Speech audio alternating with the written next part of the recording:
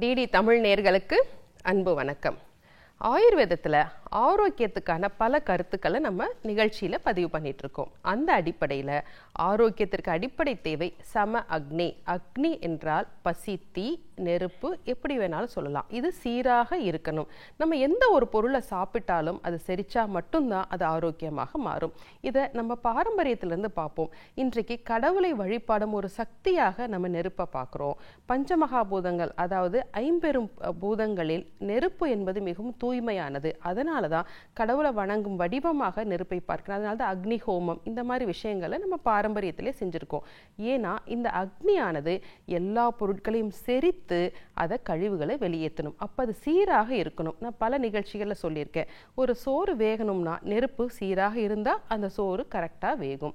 அல்லது குறைவாகவோ கூடுதலாகவோ இருந்தால் அது சரியான பதத்தில் வேகாது. இதே மாதிரி தாங்க நம்ம வயிற்றுக்குள்ளேயும் ஒவ்வொரு செல்லுலேயும் நமக்கு பசி, தீ, அக்னி இருக்கு.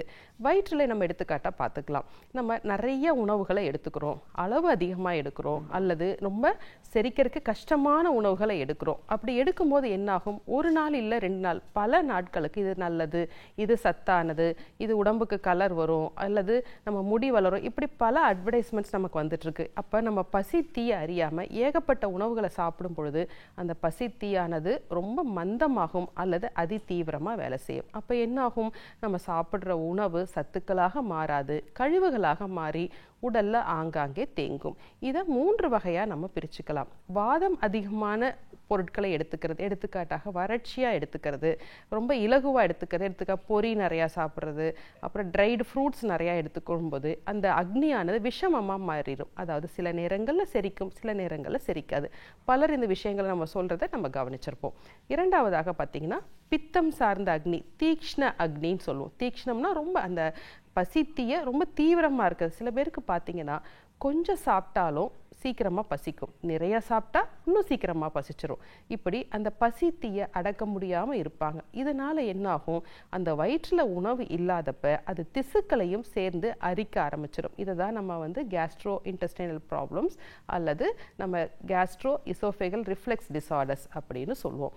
அப்போ இந்த இடத்துல பித்தம் சார்ந்த உணவுகளை நம்ம தவிர்த்தோம்னா அந்த பசி தீயை நம்ம சீராக்க முடியும்.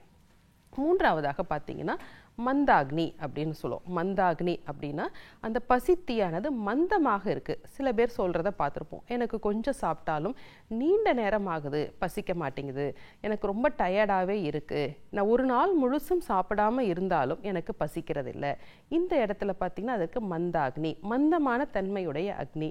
அப்போ இந்த இடத்துல என்னாகும், நமக்கு இயல்பாக செரிக்கிற தன்மை இல்லாதனால அந்த இடத்துலையும் கழிவுகள் அதிகமாக தேங்கும்.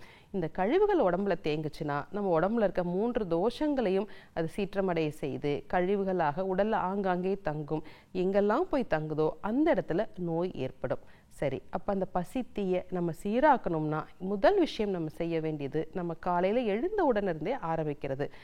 எழுந்த உடனே இளம் வெதுவெதுப்பான தண்ணீர் குடிக்கணும். இன்றைக்கு காஃபி, டீ அப்படின்னு நிறைய விஷயங்கள் வந்துருச்சு, அதெல்லாம் நல்லதில்லை. இளம் வெதுவெதுப்பான தண்ணீர் குடிக்கும் பொழுது பசி கொஞ்சம் சீராகும். அடுத்தபடியாக மிதமான உடற்பயிற்சிகள் செய்யணும். இப்படி உடற்பயிற்சிகள் செய்யும் பொழுது உடலின் ஒவ்வொரு செல்ல இருக்கிற மெட்டபாலிசமும் சீராகி பசி நன்றாக இருக்கும். அப்படி நல்லா பசி வந்ததுக்கப்புறம் உணவை தேர்ந்தெடுத்து சாப்பிட வேண்டும். இன்றைக்கு சுவைக்கு அடிமையாக இருக்கும், ஆனால் அந்த சுவையை தாண்டி அந்த உணவு பசி தீயை கெடுக்காத அளவு உடம்பை ஆரோக்கியமாக பார்த்துக்கிறதா அப்படிங்கிறதை நம்ம பழக வேண்டும்.